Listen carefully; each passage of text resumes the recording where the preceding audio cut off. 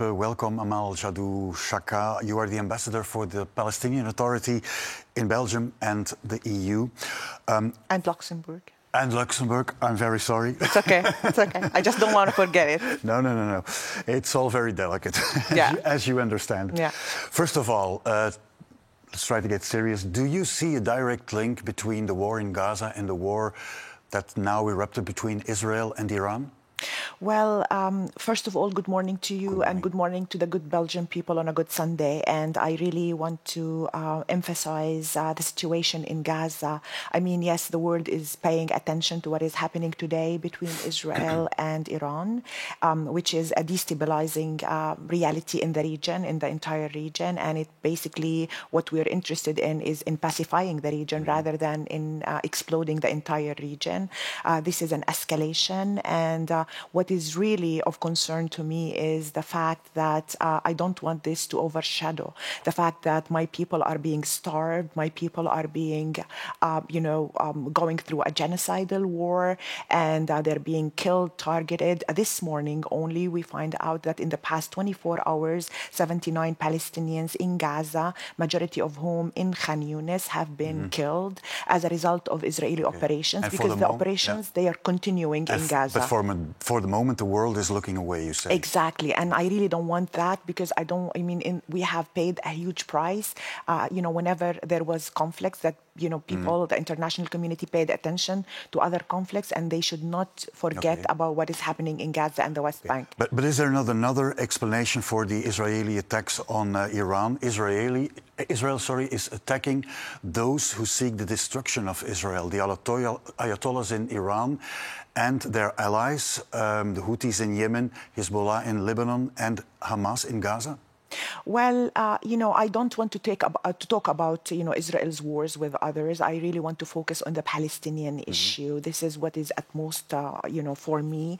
And, the idea of destruction of Israel basically can have the option to, build peace with the entire region. I believe in diplomacy, and my leadership believes in diplomacy and basically dialogue in order to find solution to international conflicts. This was also emphasized by my president in the past few days in his letter to President Macron. So it's extremely important for us to use diplomacy, because this is the way out to solve all conflicts, and that's what I believe in, and that's where I want the international community to go. Well, in fact, that was the reason why we contacted you a few weeks ago, to look forward to the special UN conference on the future of Palestine. But then, and I will continue this in Dutch, sorry. President Macron, na het uitbreken van die oorlog tussen Israël en Iran, kondigde aan dat die conferentie voorlopig is uitgesteld. Si nous devons décaler la tenue de cette conférence pour des raisons logistiques et sécuritaires, dans la mesure où les dirigeants de l'autorité palestinienne ne peuvent rejoindre les Nations Unies, elle aura lieu au plus vite. Et dès les prochains jours, en lien évidemment avec les dirigeants de la région et plus particulièrement avec l'Arabie saoudite, une date sera refixée. Ce report ne saurait remettre en cause notre détermination à avancer vers la mise en œuvre de la solution des deux États. If you say you still believe in diplomacy, what do you make of the postponement of that conference? Well, literally, I believe that, the Israeli occupation of the Palestinian territory is the root cause of conflicts in the region, and ending the Israeli occupation of the Palestinian territory and basically consolidation of a Palestinian state and the two-state solution of Israel and Palestine living side by side is the way out. The fact is that, the French president actually and the Saudi Arabia called for this peace conference to consolidate the two-state solution and to, ensure the end of Israeli occupation and the movement towards peace in the region. We're very grateful as Palestinians to that. And actually what the French and the Saudis have done is that they did not postpone the conference. They actually will open the conference on the 17th of this month at 10 o'clock in New York.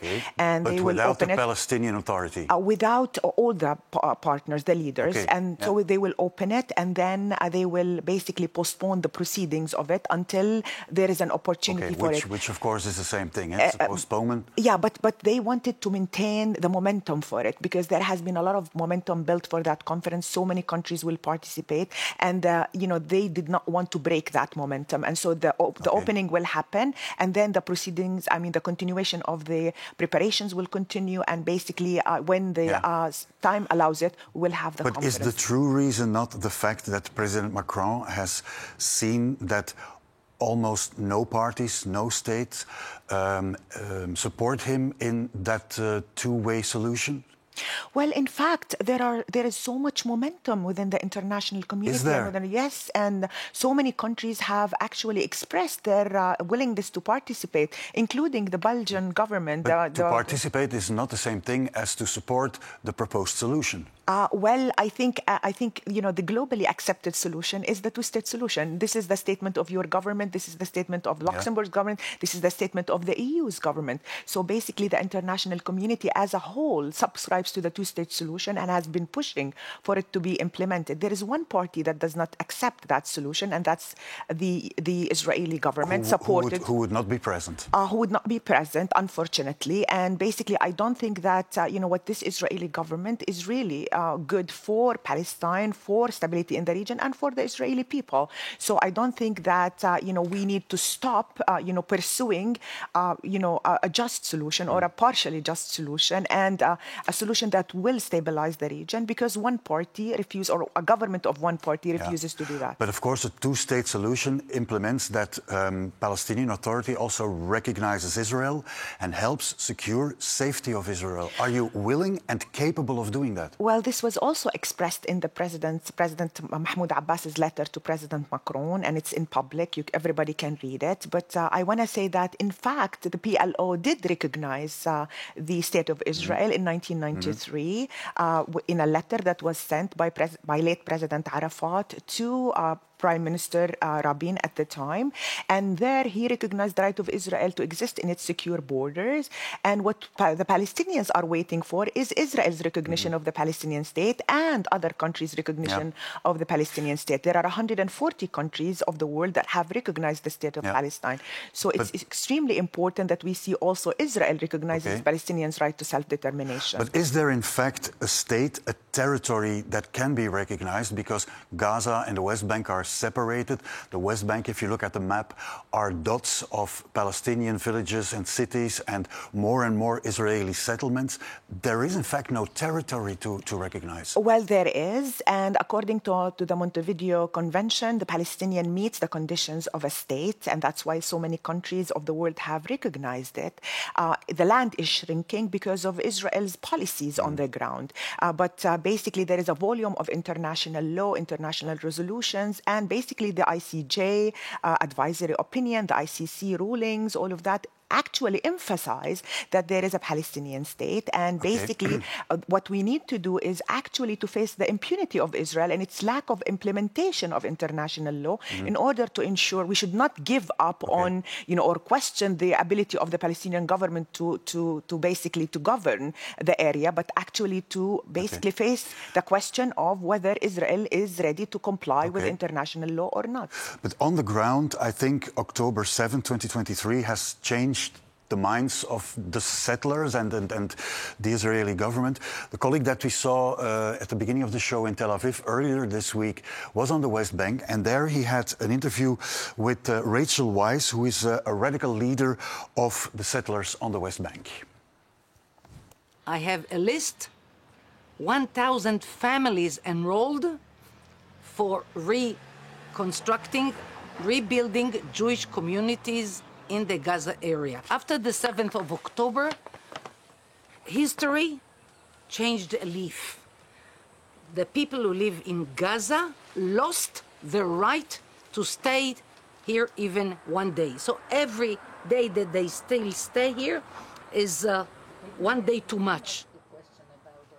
What's your reaction to that? Well, it's not the lady's right to basically decide, to basically deny us our right to exist in our own land. But Israeli ministers have spoken out in the same way. Yes, we are the indigenous people of this land. The Israeli ministers can say whatever they want as long, there is international law that basically, ensures that this is our land and we need to stay there and this is our country. We're not Jordanians, we're not Egyptians, we're not Syrians, we're Palestinians, and we intend to stay in our own country. And I actually believe that, it's not for the settlers to decide. Yes, Israeli ministers are saying that. In fact, this is not new. This is not only what settlers say. I mean, Smotrich, the Minister of Finance in Israel, said in 2017 that the Palestinians have one of three options to basically pursue. One is they continue to live as our servants, or basically they leave the country to go to Jordan and Egypt and other countries, or basically face another Nakba. And in fact, what we see today is,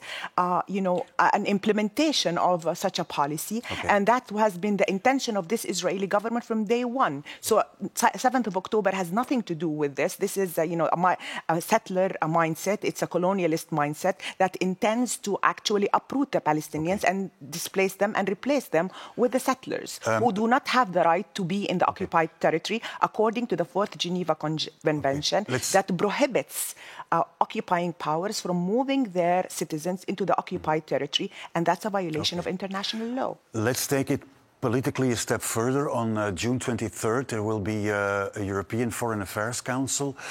What do you expect of the European countries? Do you expect that date sanctions against Israel? Well, I hope that there will be sanctions against Israel, because Israel cannot continue to violate international law and to enjoy impunity. I mean, what I want from the EU is actually to abide by its obligations under international law and actually to follow on the association agreement, Article 2, that basically says that Israel needs to respect international law and human rights. And what Israel has been doing for the past year and a half now, or year and 8 months, is basically, a genocide, killing Palestinians, destroying their infrastructure, destroying hospitals, schools, shelters, denying them food, starving population, starving children. And basically the majority of the 56,000 Palestinians who've been killed during this war are children. 70% of them are children and women. In fact, we must never forget the suffering of the people in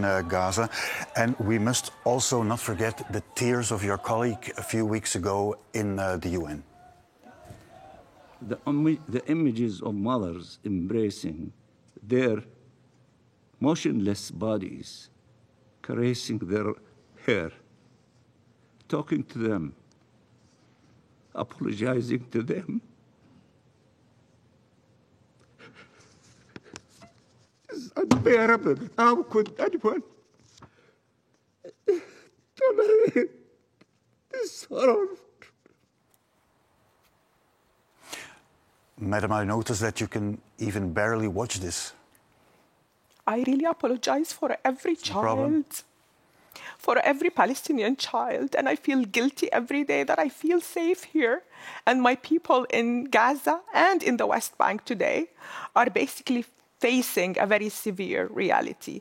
And so I think it's the consciousness of the international community and of the EU and its member states that actually needs to act rather than just give statements. You stay true to your values, to the principles that we have come actually to believe in as basically as Palestinians, because we believe in peace and justice and diplomacy. That's very understandable. Do you also feel sorry for the victims that are falling now in Israel due to the Iranian bombs? Well, I will tell you, we feel, and we have said it from day one, we are against the killing of civilians everywhere in the world. We basically do not want to see any kind of suffering for any kind of people, but we want also the government of Israel to be working towards peace rather than expanding wars and, attacking countries and peoples in the region. One more question, Madam Ambassador, is growing solidarity in Western, in European countries with the people in Gaza. This afternoon at 2 o'clock there will be a demonstration in Brussels. Will your embassy be attending that? Yes, me and my team will be participating. We're grateful to the Belgian people and for the activists who are basically, seeing themselves as global citizens and who are not accepting the injustice that is befalling the Palestinians, the genocide that the Palestinian people are facing, and they're basically standing against that. And I think this is a message to the politicians, not only in Belgium, but I think all over the world, that we need action to stop these acts that that the Israeli government is taking or adopting against our people. Okay.